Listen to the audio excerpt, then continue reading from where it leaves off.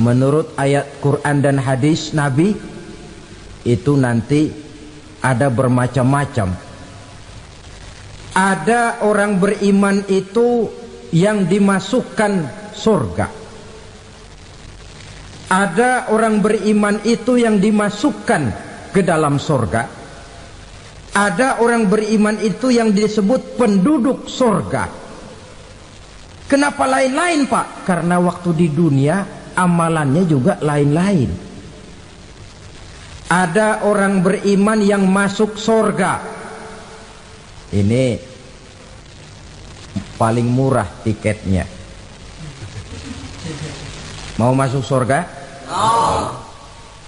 Kata Nabi begini, ma min abdin qala la ilaha illallah thumma mata ala dhalik illa dakhalal jannah. Kalau seorang hamba sudah mengucap dua kalimat syahadat, dia yakin dengan kebenaran kalimat itu sampai matinya, orang itu akan masuk surga. Abi Dzar yang waktu itu diajak bicara heran, ya Rasul kok gampang betul? Iya, walaupun orang itu mencuri, iya, walaupun orang itu berzina, iya. Biar dia mencuri, biar dia berzina, kalau dia sudah mengucap dua kalimat syahadat, dia yakin dengan kebenaran kalimat itu sampai matinya, itu orang akan masuk surga. Jadi masuk surga cukup dua kalimat syahadat, yakin sampai mati, masuk surga. Itu perkara masuk. Tapi kalau pertanyaannya diterusin, masuknya kapan, Pak? Nah, ini lain lagi urusannya. Sebab ada yang masuknya itu langsung, ada yang mampir dulu. Di sana tempat cuma dua, kalau tidak surga, neraka. Mau ke surga tapi mampir dulu, yang mampirnya jelas di neraka. Kenapa? Dalam hadis qudsi ada riwayat, nanti itu di akhirat, setelah Allah selesai mengatur penduduk surga masuk surga, yang neraka masuk neraka, Allah berkata kepada malaikat Malik, malaikat Malik, labaik ya Allah, itu bajingan-bajingan tengik, manusia-manusia durjana yang waktu di dunia tidak mau sujud, jauh dari ulama, gemar melakukan yang munkarat dan maksiat, hidup di tengah masyarakat selalu jadi bibit keonaran, kufur, sudah masuk neraka semua. Sudah ya Allah. Nah, kalau sudah, coba sekarang kamu masuk, Malik. Saya, iya, masuk neraka. Mau apa ya Allah? Kata Allah, akhriju minan nar man kana fi qalbihi misqala habbatin min khardalin min iman. Kau masuk neraka, cari di dalam neraka orang-orang yang ada imannya walaupun kecil sebesar biji zarah, angkat mereka keluar. Masuk malaikat Malik ke neraka, cari orang yang ada imannya, korek-korek. Ya repot, udah pada gosong. Yang ada imannya diangkat ke atas, yang ada imannya diangkat ke atas, lalu dimandikan di Nahrul Hayat, namanya sungai kehidupan di akhirat nanti. Cakep lagi rupanya, bersih lagi wajahnya, apel di hadapan Allah. Kata Allah, bagaimana mas? Kapok nggak sampean? Kapok ya Allah. Nah, kalau kapok, idhab fadkhulil jannah, pergi masuk surga sana. Berangkat mereka ke surga, ketemu sama teman-temannya yang udah sampai lebih dulu, yang nggak pakai mampir lagi. Terjadi dialog. Kata teman-temannya yang udah pada nyampe duluan, mas, iya, emang baru sampai? Saya baru sampai. Memang mampir di mana dulu mas? Kita sudah lama sampai di surga. Saudara buka surah Al-Muddatsir ayat 34-35. Ma salakakum fis saqar? Kenapa kamu mampir di neraka Saqar? Qalu lam nakum minal musallin. Mereka menjawab, kami mampir di neraka Saqar mas, gara-gara dulunya kami waktu di dunia tidak pernah sholat. Tidak pernah sholat? Tidak pernah. Kan rumahnya dekat masjid. Cuma dekat doang mas. Sholat mah enggak saya. Enggak pernah ngasih makan fakir miskin, enggak pernah hadir di majelis taklim, pendeknya enggak pernah melakukan kebajikan, maka saya pun mampir di neraka sakor. Untung betul saya punya iman mas sedikit. Waktu hidup di dunia dulu saya pernah mengucap 2 kalimat syahadat, sekali-kalinya waktu mau kawin. Masya Allah. Untung saja kawin, kalau nggak kawin polos.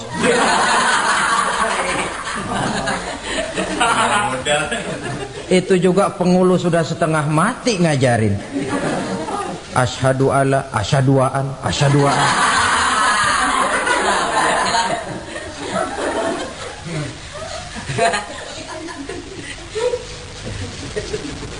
Ini namanya masuk surga, ada mampir dulu. Ada pula orang mukmin itu yang dimasukkan surga. Namanya dimasukkan kan terima beres. Saya masuk ke rumah, jalan sendiri, cari tempat sendiri. Saya dimasukkan ke dalam rumah, terima beres, pokok ada di dalam, itu dimasukkan namanya. Nggak pakai mampir. Tapi tentu tiketnya lebih mahal ketimbang yang pertama tadi. Apa kata Allah? Innal ladzina amanu wa amilus salihat la ukaffiranna anhum sayyi'atihim wa la udkhilannahum jannah. Sesungguhnya orang-orang yang beriman kemudian beramal soleh, kami hapuskan segala dosa dan kesalahannya, kami masukkan mereka ke dalam surga. Lihat ayatnya, Allah yang memasukkan, kita yang dimasukkan. Tidak pakai transit, tidak usah mampir. Cuma tidak cukup syahadat, tidak cukup amanu, tapi diiringi dengan wa'amilus salih. Iman, amal.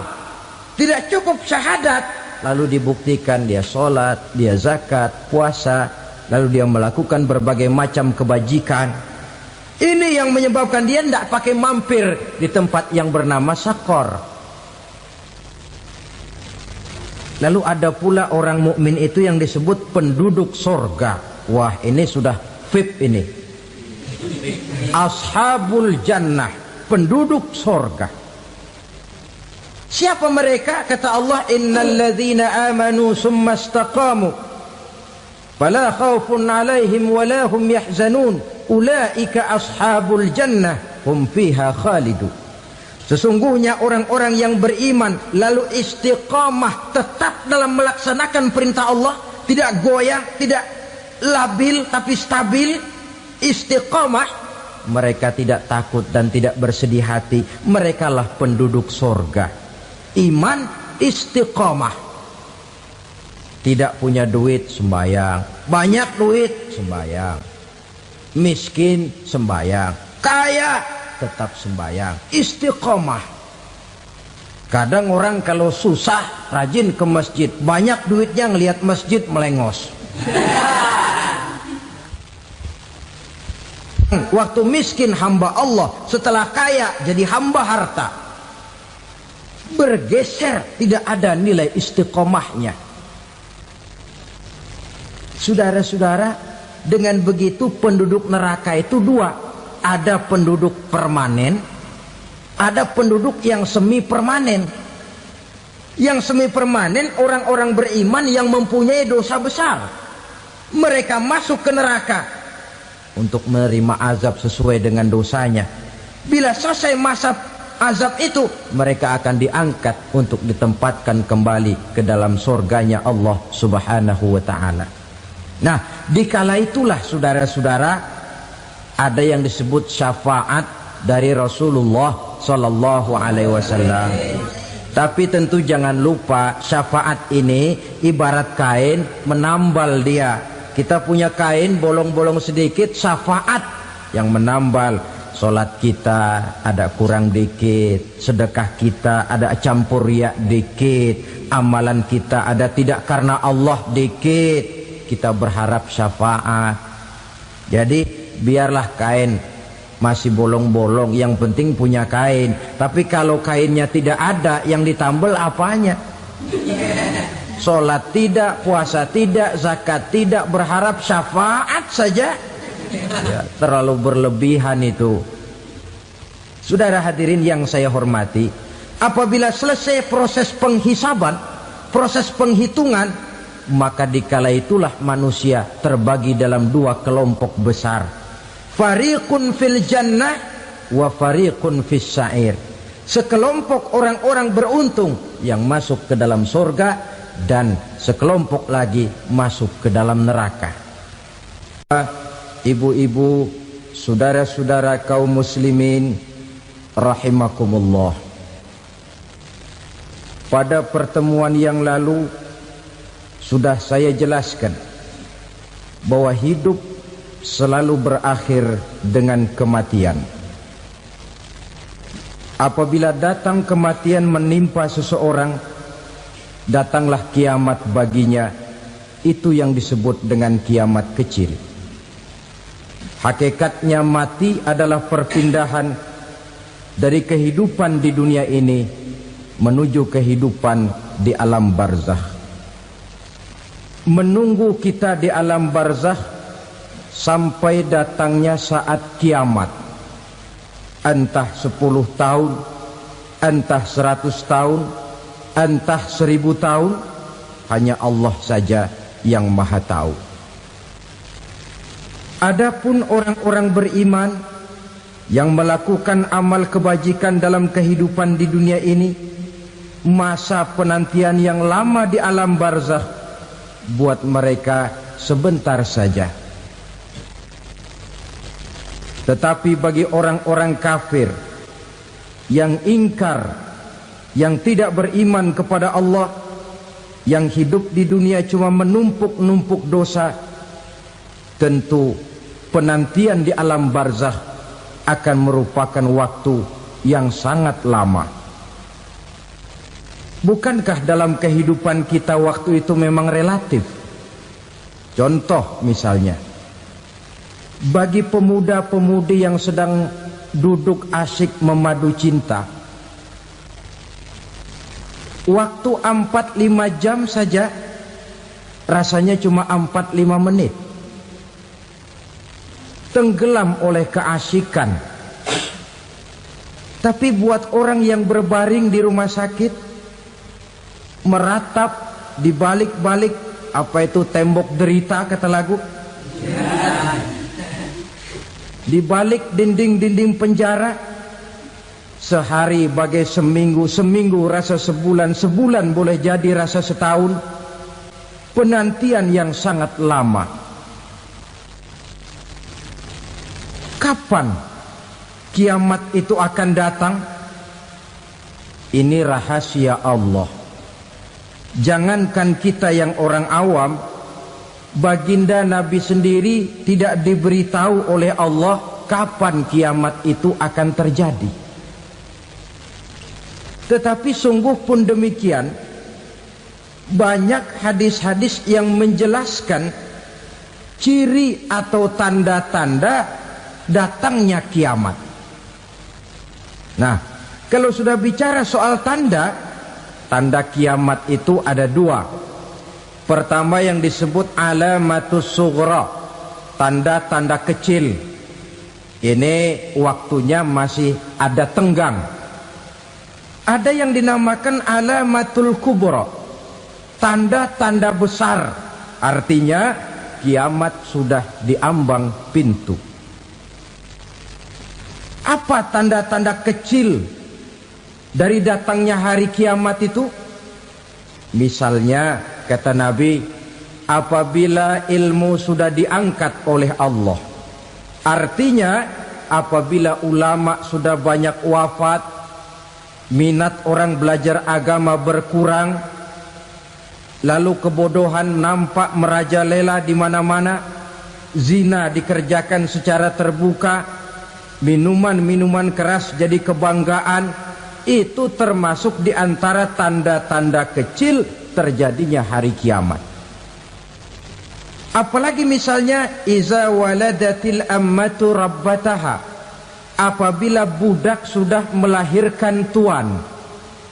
Apa maksudnya? Ada yang mentafsirkan apabila anak sudah bisa membudaki orang tuanya. Orang tua yang melahirkan dia, yang membesarkan dia, demi setelah si anak besar jadi orang berpangkat, bertitel, berharta, berkedudukan, jadilah orang tua itu budaknya. Sehingga sering dibilang kalau orang tua kaya, anak jadi raja. Tapi kalau anak yang kaya, orang tua sering jadi budak.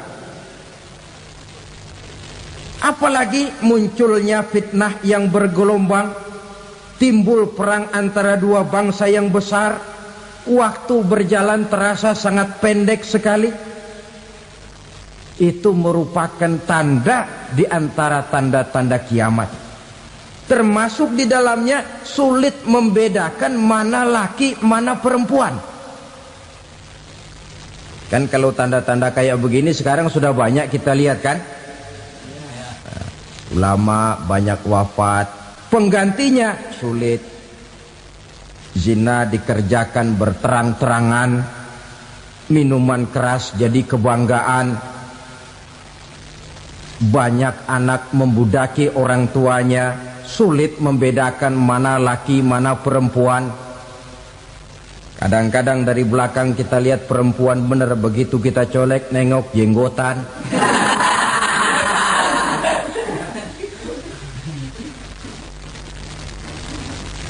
Ini termasuk tanda-tanda kecil, masih ada tenggang sampai akan terjadinya kiamat itu.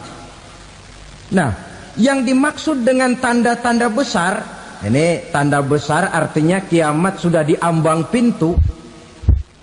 Pertama, matahari terbit dari sebelah barat. Apabila matahari sudah terbit dari arah sebelah barat, tertutuplah sudah pintu taubat. Bersabda Nabi kita, la taqumus sa'atu hatta tatlu'a syamsu min maghribiha. Tidak akan datang hari kiamat sampai matahari terbit dari arah sebelah barat. Fa iza tala'at, manakala matahari telah terbit dari arah sebelah barat, wara'ahan nasu, manusia banyak menyaksikan itu, amanu ajma'un, mereka pun lalu beriman. Yang tadinya kafir, yang tadinya ingkar, yang tadinya membangkang, setelah melihat matahari terbit dari sebelah barat, buru-buru beriman, berlomba-lomba mengucap dua kalimat syahadat. Tapi apa yang terjadi? Kata Nabi, wadzalika hina la yanfa'u nafsan imanuha lam takun amanat min qabl. Hari itu adalah hari yang iman sudah tidak berguna lagi bagi seseorang apabila sebelumnya memang dia tidak pernah beriman. Au kasabat fi imaniha khaira, atau beriman tetapi tidak pernah melakukan kebajikan di dalam keimanannya itu. Hari yang sudah kasib, hari yang sudah terlambat, beriman tidak akan ada gunanya lagi. Ini pelajaran buat kita. Sebelum sang surya terbit dari sebelah barat, sebelum nafas sampai di tenggorokan, artinya pintu taubat masih terbuka. Kalau dua hal itu sudah terwujud, nafas sudah sampai di kerongkongan atau matahari sudah terbit dari arah sebelah barat, tertutuplah sudah pintu taubat. Tak ada lagi gunanya pangkat, jabatan, harta, bahkan beriman pun dalam suasana macam itu too late, kata orang Kulon. Sudah terlambat. Matahari terbit dari arah sebelah barat. Itu tanda besar, artinya kiamat sudah diambang pintu. Lalu apalagi tanda besar? Munculnya Dajjal. Dajjal artinya pendusta-pendusta yang menyesatkan manusia. Ada dua macam Dajjal, saudara. Ada Dajjal kecil. Ini Dajjal kelas teri. Kalau ini sejak zaman Rasulullah sudah ada itu. Tiap zaman ada. Di zaman Rasulullah misalnya ada yang bernama Aswad al-Unsi dari Yaman. Ada yang namanya Musailamah Al-Kazzab dari Yamamah. Ada yang namanya Ibnu Sayyad dari Madinah. Ini dajjal-dajjal di zaman Rasul. Musailamatul Kazzab memproklamirkan diri jadi nabi dia. Di zaman Rasul masih hidup. Ini dajjal zaman Nabi. Di zaman sahabat muncul dajjal-dajjal. Di zaman kita sekarang ini dajjal-dajjal pun gentayangan. Dajjal-dajjal kelas teri. Kerjanya mendustakan manusia, menyesatkan manusia, memalingkan manusia dari jalan yang benar dan diridhoi oleh Allah Subhanahu wa taala. Adapun yang merupakan tanda besar dari datangnya kiamat, dajjal-dajjal kelas kakap. Pembohong-pembohong besar yang menyesatkan masyarakat manusia berpaling dari jalan Allah mengikuti jalan mereka. Apa sih ciri dajjal itu? Kata Nabi dalam hadis Bukhari Muslim, "Inna dajjala", sesungguhnya yang namanya dajjal itu yakhruju, satu saat akan muncul mendekati hari kiamat. Wa inna ma'ahu ma'an, si dajjal ini membawa air, wa naran, dan juga membawa api. Dua simbol. Di tangan yang satu dia bawa air, di tangan yang satu dia bawa api. Wa ammal ladzi yarahu an-nasu ma'an fanarun.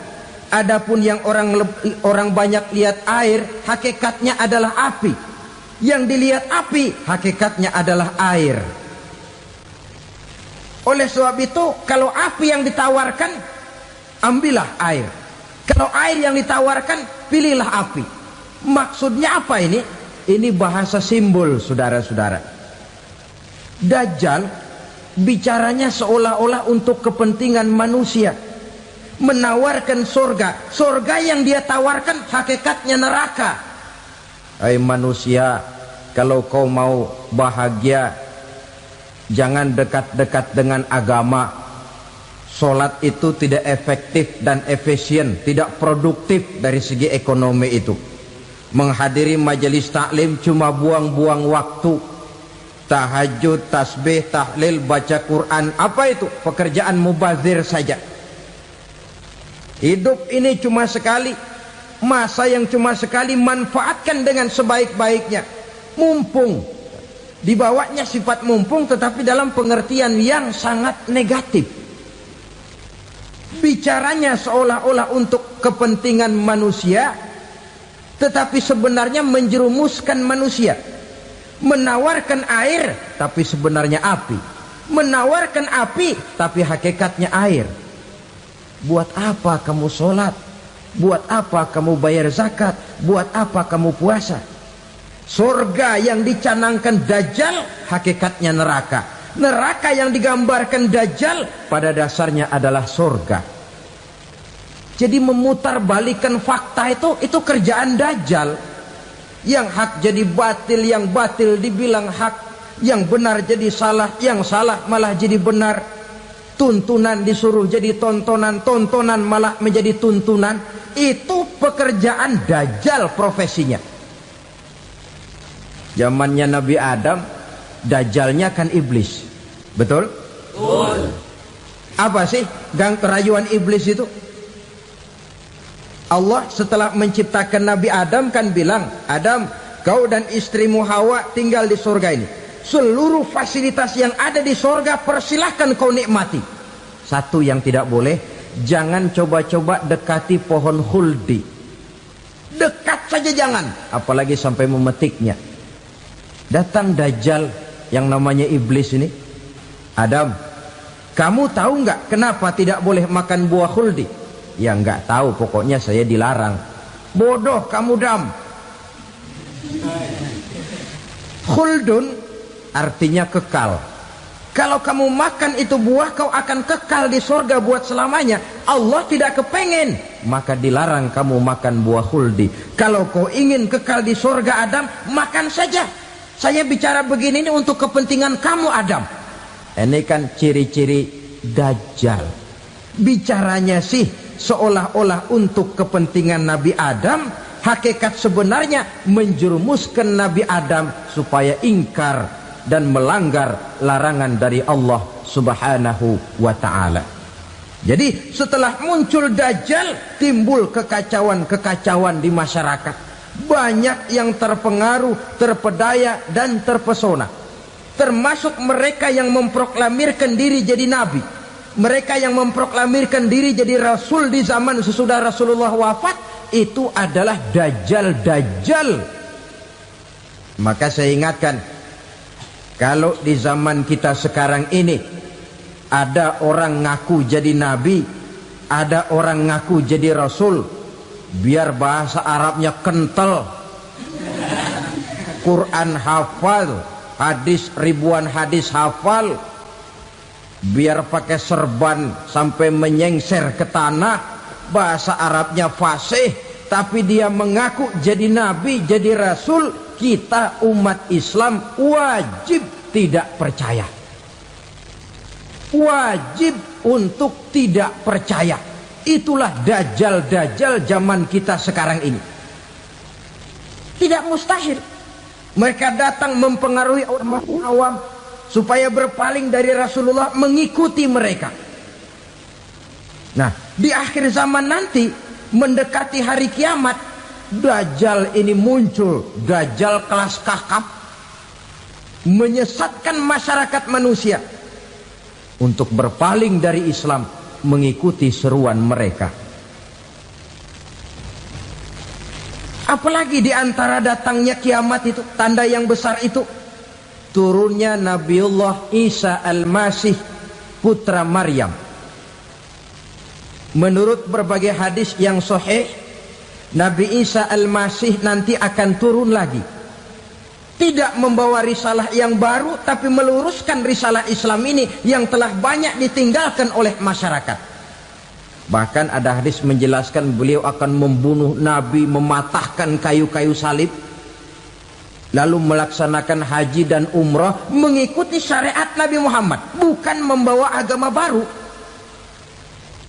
Menjadi semacam mujaddid, reformer, menyelamatkan manusia dari bisikan Dajjal. Bahkan ada riwayat yang menjelaskan bahwa Nabi Isa berhasil mengalahkan Dajjal, mengembalikan masyarakat manusia kembali kepada ajaran Islam yang datang dari Allah, dibawa oleh Rasulullah sallallahu alaihi wasallam. Dengan kata lain, turunnya Nabi Isa bukan sebagai nabi dan rasul baru, tetapi mengikuti syariat Nabi kita Muhammad sallallahu alaihi wasallam. Saudara hadirin, ibu-ibu hadirat yang saya hormati, kemudian apalagi di antara tanda-tanda besar akan datangnya kiamat itu? Keluarnya asap atau awan. Kata Nabi, inna min asratis sa'ah dukhanan yamla'u ma bainal masyriqi wal maghrib. Di antara tanda-tanda kiamat, munculnya awan antara langit dan bumi. Ini pun diperkuat dalam surah Ad-Dukhan ayat 10. Fartaqib yauma ta'tis sama' bidukhanin mubin fayughshan nas hadza azabun alim. Bagi orang-orang yang beriman, mereka biasa-biasa saja. Tapi bagi orang kufur, datangnya asap dan awan ini merupakan azab yang kelewat pedih. Barangkali sedikit mendekati gambaran tentang azab yang pedih ini, saya ingatkan alam pikiran kita kepada peristiwa yang belum lama terjadi. Pernah dengar berita bocornya reaktor nuklir di Chernobyl, Uni Soviet? Pernah dengar? Nah, bocornya reaktor nuklir di Chernobyl yang mengakibatkan ratusan, bahkan sangat mungkin ribuan nyawa. Cuma satu reaktor. Bagaimana kalau seluruh cadangan nuklir yang dimiliki oleh para negara adik kuasa ini diledakkan? Bahkan yang konon menurut catatan cadangan nuklir yang dimiliki bersama oleh Amerika dan Rusia sekarang ini sudah sanggup memusnahkan 6 miliar manusia, 1,5 kali lebih banyak dari jumlah manusia yang nongkrong di permukaan bumi ini. Saudara-saudara hadirin yang saya hormati,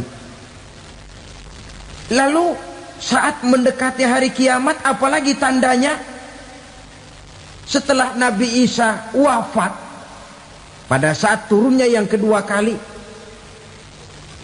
lalu Allah meniupkan angin sejuk, semua orang-orang beriman, orang-orang baik wafat, sehingga penghuni bumi ini cuma tinggal lagi terdiri dari orang-orang kafir. Tidak ada lagi di bumi ini yang bisa mengucapkan Allah.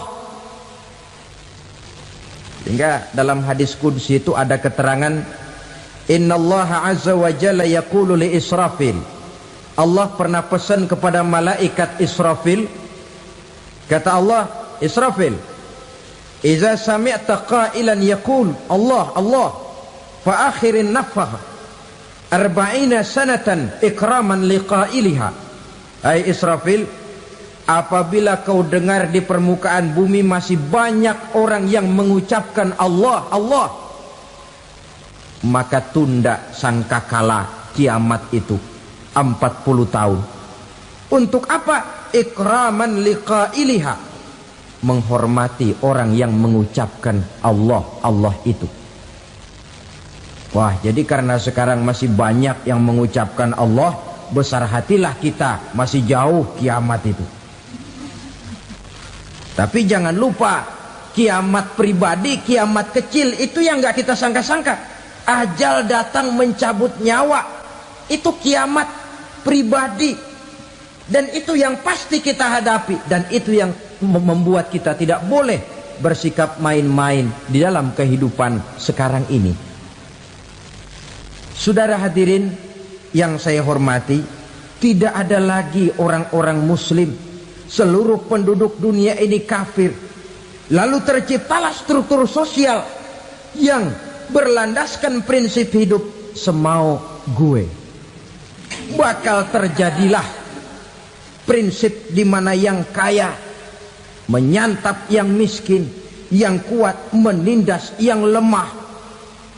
Hidup sudah bagaikan di rimba belantara, berlaku hukum rimba, siapa yang kuat dia yang menang, siapa yang lemah menjadi mangsa. Timbul kekacauan, maksiat merajalela, munkarat menjadi-jadi, sehingga isi bumi ini penuh dengan segala macam perbuatan dosa. Tidak ada perlunya lagi alam diperpanjang temponya. Datang saat yang sudah dijanjikan oleh Allah Azza wa Jalla, maka terjadilah yang disebut kiamat kubra, kiamat besar, kiamat ancur-ancuran. Bagaimana kejadian ini dimulai? Dalam surah Az-Zumar ayat 68, Allah Subhanahu wa taala berfirman, wa nufikha fis suri fasa'iqa man fis samawati wa man fil ardi illa man sya'allahu. Maka manakala ditiuplah sangkakala, terkejutlah seluruh yang ada di langit dan seluruh yang ada di bumi. Bila saat kiamat datang, Allah perintah malaikat Israfil, Israfil, tiup sangkakalamu. Ditiuplah sangkakala oleh malaikat Israfil. Yang akibat daripada tiupan itu, seluruh yang ada di langit, seluruh yang ada di permukaan bumi terkejut. Yang ada di langit siapa? Malaikat kan. Bayangin aja kalau malaikat kaget, apalagi kita. Terkejut seluruh makhluk yang ada di bumi, yang ada di langit mendengar suara sangkakala itu. Bunyinya tidak sanggup kita bayangkan dahsyatnya. Ledakan nuklir, ledakan neutron, belum apa-apa ketimbang bunyi sangkakala malaikat Israfil ini. Nah, lalu mendengar bunyi sangkakala ini, gemparlah makhluk, kacaulah alam. Bumi gempa, planet-planet bertabrakan, gunung meletus, air laut tumpah ke darat, angin topan bertiup, halilintar menyambar. Lalu semua yang bernama hidup mati total. Mati bareng tanpa persiapan. La haula wala quwata illa billah. Saya kadang-kadang dalam tafakur bermohon, ya Allah, mudah-mudahan saya enggak nemuin kiamat beneran. Ngeri. Tidak bisa kita bayangkan macam apa suasana seperti itu. Allah saja banyak memberikan gambaran, misalnya Al-Qari'ah, wa mal qari'ah, wa ma adraka mal qari'ah. Kejadian yang menggemparkan. Tahukah kamu apa kejadian yang menggemparkan itu? Yauma yakunun nasu kal farasil mabsus wa takunul jibalu kal ihnil manfus. Pada saat itu manusia berterbangan bagai kupu-kupu, gunung berterbangan seperti kapas ditiup angin. Gunung saja macam kapas, konon lagi manusia. Kematian total, mulai semut sampai gajah mati, jin mati, iblis mati, malaikat mati. Oh, malaikat saja mati. Saudara hadirin yang saya hormati, kematian total yang tanpa persiapan. Orang bilang, Pak, kalau mati bareng begitu yang repot malaikat maut dong ya. Cabut sana, cabut sini. Itu kalau menurut logika kita, mestinya begitu menurut logika. Tapi logika juga yang nggak perlu serepot itu. Sebab untuk mematikan listrik di wilayah DKI, di wilayah Jakarta, nggak perlu tiap rumah didatengin, matiin, ya lama. Cukup dari kantor pusatnya saja PLN, tekan satu tombol, gelaplah seluruh Jakarta. Saudara hadirin yang saya hormati, kematian total. Lalu setelah kematian total, planet-planet juga mati, dalam arti tidak bergerak dan beredar. Angin mati, dalam arti tidak bertiup. Air mati, dalam arti tidak ada riak gelombang. Pokoknya semua mati. Kullu nafsin za'iqatul maut, semua yang bernafas mati. Dalam ayat lain, kullu man 'alaiha fan, semua yang ada di permukaan bumi fana. Yang kekal cuma Allah Subhanahu wa ta'ala. Yang paling belakang mati malaikat maut dan malaikat Israfil. Tapi mati juga sesuai dengan janji Allah. 10 lamanya.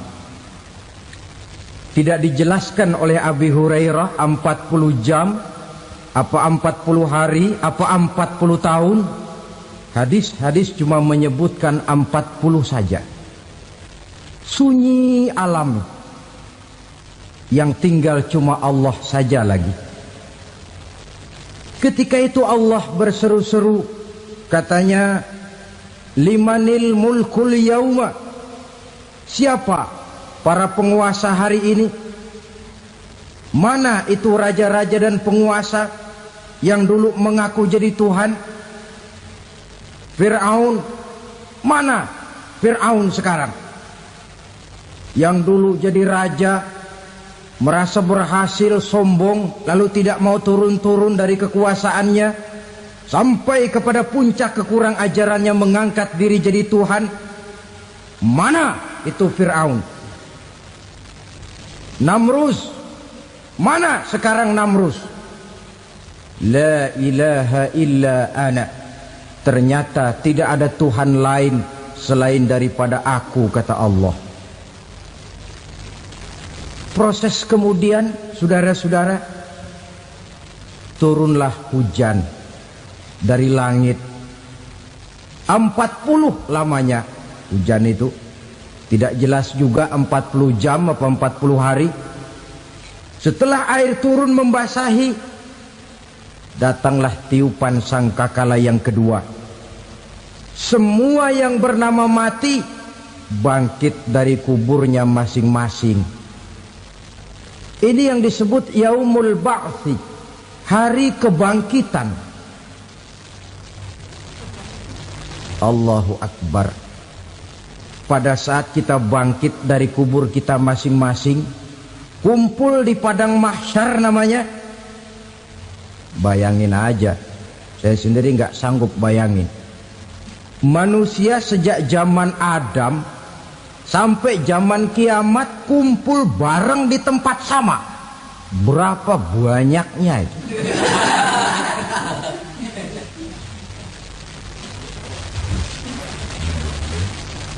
Dan yang luar biasa menurut satu riwayat, pada saat bangkit itu, Masya Allah, roman muka kita berubah,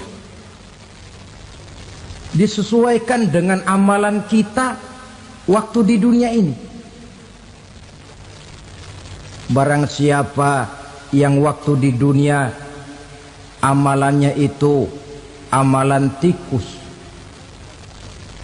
di akhirat nanti dia bangkit dari kubur, mukanya seperti muka tikus. Gagah betul badannya, tapi mukanya seperti tikus. Kenapa? Amalannya waktu di dunia seperti amalan tikus. Apa amalan tikus itu? Suka ngegeragoti barang yang sudah disimpan rapi-rapi. Orang sudah simpan uang rapi-rapi, simpan perhiasan rapi-rapi, digeragoti oleh tikus. Maling-maling, pencoleng-pencoleng, koruptor-koruptor. Itu nanti di akhirat nanti kita lihat mukanya seperti muka tikus. Oh ini waktu di dunia suka nyolong, mukanya seperti muka tikus. Barang siapa yang waktu di dunia ini amalannya itu amalan macan, dia akan bangkit nanti mukanya seperti muka macan. Apa amalan macan? Macan itu amalannya menang-menangan. Orang yang mau menang saja nggak mau mengalah. Coba lihat di hutan. Kenal hutan nggak? Di hutan, raja hutan di mana-mana pasti macan. Betul kan? Betul. Padahal hutan belum pernah bikin pemilihan umum. Tapi macan tidak peduli ada pemilihan umum apa tidak, pokok saya raja. Sebab apa? Macan jadi raja itu bukan karena benar, tapi karena kuat jadi raja.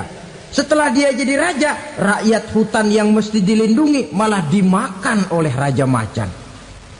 Kambing rakyat hutan dimakan oleh macan. Ayam rakyat hutan dimakan oleh macan.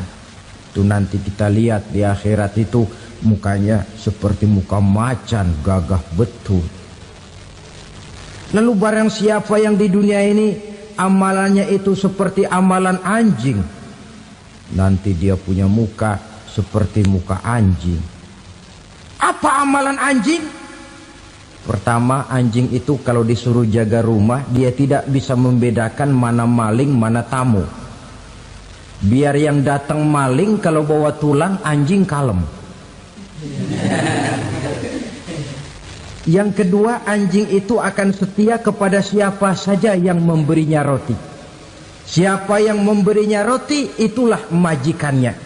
Apa kata majikannya, pasti dia laksanakan. Soal benar atau salah, dia tidak peduli. Setelah anjing dapat roti, dia tidak punya pilihan lain kecuali bilang, abdi mah kumaha juragan wae ayeuna mah.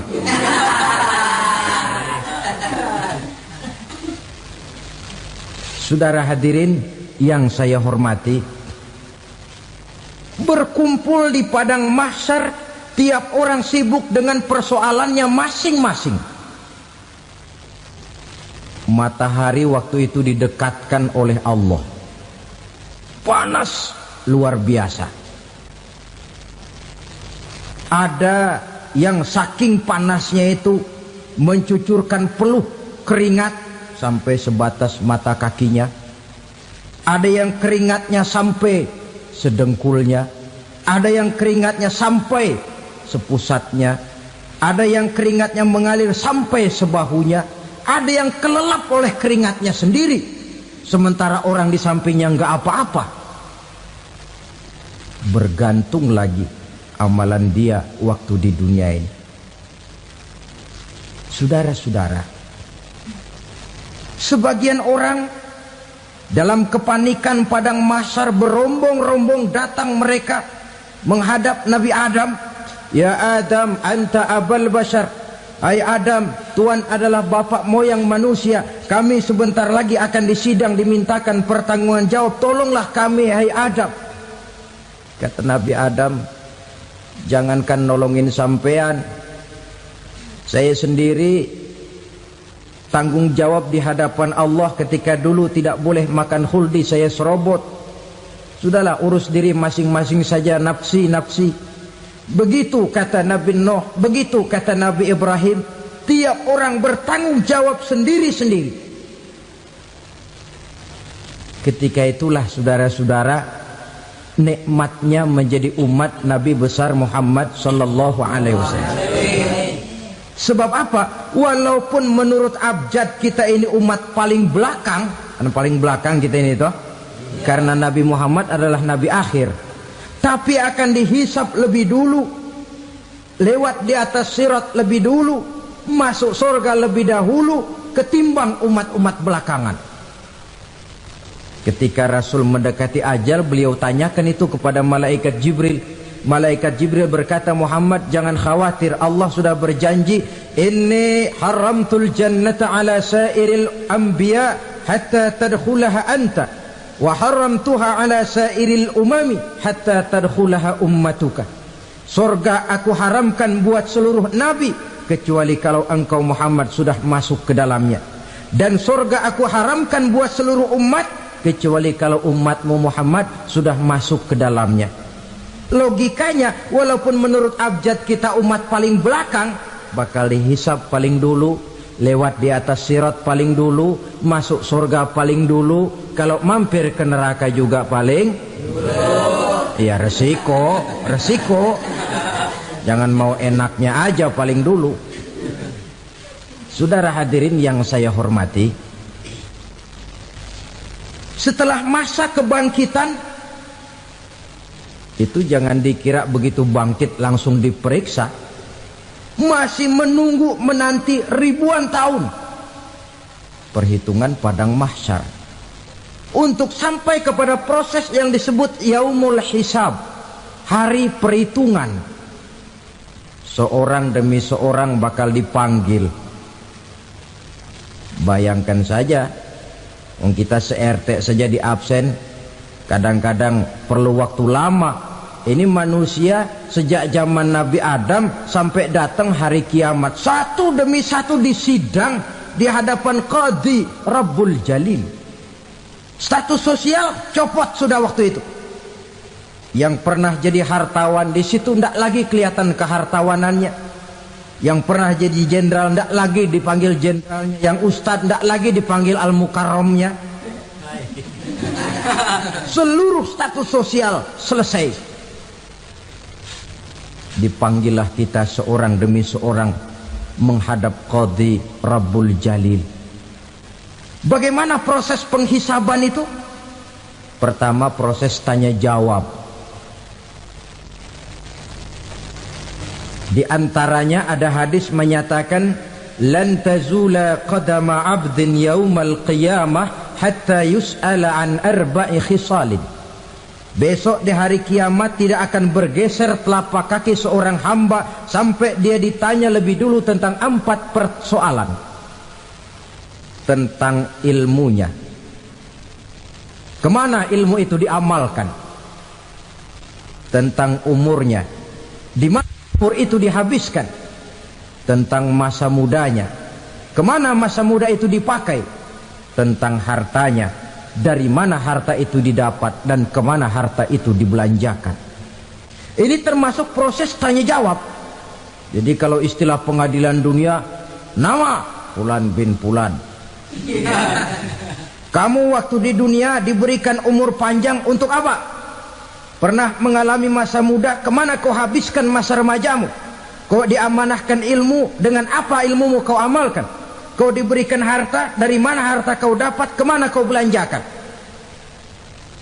Tak seorang pun yang bisa mungkir. Sebab apa? Dikala itu yang menjadi saksi bukan orang. Yang menjadi saksi adalah seluruh anggota badan kita. Tangan bicara, kaki jadi saksi terhadap seluruh amalan yang pernah kita kerjakan pada saat kehidupan di alam dunia ini. Selesai proses tanya jawab, lalu diperlihatkan buku catatan kita waktu hidup di dunia ini. Jangan lupa Allah itu menyiapkan 2 superkomputer kepada kita. Sebelah ditempelin sebelah kanan, yang sebelah tempelin di sebelah kiri.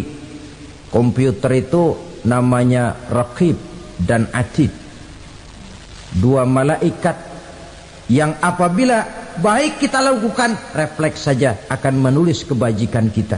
Jahat kita kerjakan, akan tertulis. Catatan itu nanti diperlihatkan kepada kita. Waduh, alangkah malunya pada saat diperlihatkan catatan kita, buku rapot kita merah melulu. Barangkali diperiksa sambil diomelin, brengsek lo. Buku merah melulu begini, bagaimana waktu hidup di dunia? Tidak cukup diperlihatkan buku catatan kehidupan, rekaman kehidupan. Rekaman kehidupan kita secara utuh sejak terlahir sampai ajal datang merenggut nyawa. Barangkali mirip dengan video sekarang ini, di mana terekam dengan baik seluruh kegiatan kita, sejak yang sekecil-kecilnya sampai kepada yang sebesar-besarnya. Untuk kemudian kita pun menerima balasan. In khairan fa khairun wa in syarran fa syarrun. Kalau baik ya baik balasannya, kalau jahat ya jahat juga balasannya. Catatan-catatan kita diberikan. Kalau banyak kebajikannya diberikan di tangan kanan dengan cara yang halus. Kalau banyak kejahatannya diberikan dari sebelah kiri atau dilempar dari belakang. Itulah sebabnya sejak di dunia ini kita sudah mohon kepada Allah. Ketika berwudu membasuh tangan kanan, apa kita bilang? Allahumma a'tini kitabi biyamini wa hasibni hisaban yasira. Ya Allah, berikan saya kitab di tangan kanan, dan kalau saya memang perlu dihisap, hisaplah saya yang seringan-ringannya. Tangan kiri berlindung kita kepada Allah, jangan sampai diberikan kitab di tangan kiri atau dari arah sebelah belakang. Wa a'udzubika an tu'tiya kitabi bishimali aw min wara'i zuhri, dari arah sebelah belakang. Na'udzubillah min dzalik. Setelah selesai lewat proses penghisaban, lewat mizan, timbangan, maka yang sudah selesai dihisab itu bergeraklah menuju sirat, jembatan yang terbentang menuju surga melalui neraka. Saudara-saudara, panjangnya perjalanan sirat itu memakan waktu ratusan tahun. Tetapi orang yang lewat di atas sirat pun macam-macam, bergantung amalannya ketika di dunia ini. Ada yang lewat di atas sirat itu kalbarkil khatib, seperti kilat yang menyambar, lep, sudah sampai dia di surga. Cepat bukan main. Ada yang lewat di atas sirat itu seperti orang lari-lari. Ada yang lewat di atas sirat itu seperti orang jalan biasa. Ada yang sambil merangkak, ada yang sambil ngesor, ada yang sambil gelayutan, ada yang selamat sampai ke ujung ke surga, ada yang tergelincir jatuh masuk ke dalam neraka, bergantung amalannya dalam kehidupan di dunia sekarang ini. Tiap kita akan melewati yang namanya sirat ini. Saudara-saudara kaum muslimin yang saya hormati, dengan demikian mereka yang selamat melalui sirat sampai ke terminal akhir surga, mereka yang ketika dihisab ternyata banyak kejahatannya daripada kebaikannya, mereka singgah di dalam neraka. Nah, adapun orang-orang yang beriman menurut ayat Quran dan hadis Nabi itu nanti ada bermacam-macam. Ada orang beriman itu yang dimasukkan surga. Ada orang beriman itu yang dimasukkan ke dalam surga. Ada orang beriman itu yang disebut penduduk surga. Kenapa lain-lain, Pak? Karena waktu di dunia amalannya juga lain-lain. Ada orang beriman yang masuk surga. Ini paling murah tiketnya. Mau masuk surga? Kata Nabi begini, ma min abdin qala la ilaha illallah thumma mata ala dhalik illa dakhalal jannah. Kalau seorang hamba sudah mengucap dua kalimat syahadat, dia yakin dengan kebenaran kalimat itu sampai matinya, orang itu akan masuk surga. Abi Dzar yang waktu itu diajak bicara heran, ya Rasul kok gampang betul? Iya, walaupun orang itu mencuri, iya, walaupun orang itu berzina, iya, biar dia mencuri, biar dia berzina, kalau dia sudah mengucap dua kalimat syahadat, dia yakin dengan kebenaran kalimat itu sampai matinya, itu orang akan masuk surga. Jadi masuk surga cukup dua kalimat syahadat, yakin sampai mati, masuk surga. Itu perkara masuk. Tapi kalau pertanyaannya diterusin, masuknya kapan, Pak? Nah, ini lain lagi urusannya.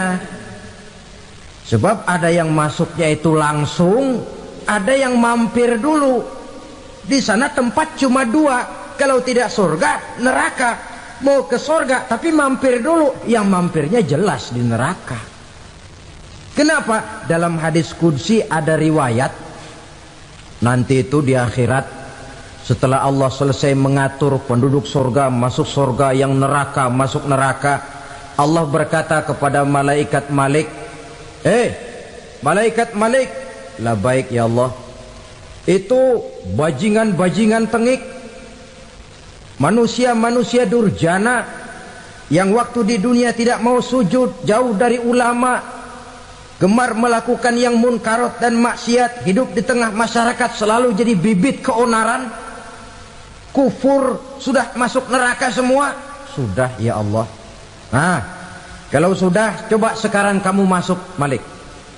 Saya, iya, masuk neraka. Mau apa ya Allah? Kata Allah, akhriju minan nar man kana fi qalbihi misqala habatin min khardalin min iman. Kau masuk neraka, cari di dalam neraka orang-orang yang ada imannya walaupun kecil sebesar biji zarah, angkat mereka keluar. Masuk malaikat Malik ke neraka, cari orang yang ada imannya, korek-korek. Ya repot, udah pada gosong. Yang ada imannya diangkat ke atas, yang ada imannya diangkat ke atas, lalu dimandikan di Nahrul Hayat, namanya sungai kehidupan di akhirat nanti. Cakep lagi rupanya, bersih lagi wajahnya, apel di hadapan Allah. Kata Allah, bagaimana mas? Kapok nggak sampean? Kapok ya Allah. Nah, kalau kapok, idhab fadkhulil jannah, pergi masuk surga sana. Berangkat mereka ke surga. ketemu sama teman-temannya yang udah sampai lebih dulu, yang nggak pakai mampir lagi. Terjadi dialog. Kata teman-temannya yang udah pada nyampe duluan, Mas, iya, emang baru sampai? Saya baru sampai. Memang mampir di mana dulu, Mas? Kita sudah lama sampai di surga. Saudara buka surah Al-Muddatsir ayat 34-35. Ma salakakum fis saqar? Kenapa kamu mampir di neraka Saqar? Qalu lam naku minal musallin. Mereka menjawab, kami mampir di neraka Saqar, Mas, gara-gara dulunya kami waktu di dunia ndak pernah sholat. Ndak pernah sholat? Ndak pernah. Kan rumahnya dekat masjid, cuma dekat doang, Mas. Sholat mah enggak saya. Enggak pernah ngasih makan fakir miskin, enggak pernah hadir di majelis taklim, pendeknya enggak pernah melakukan kebajikan, maka saya pun mampir di neraka Saqar. Untung betul saya punya iman, Mas, sedikit. Waktu hidup di dunia dulu saya pernah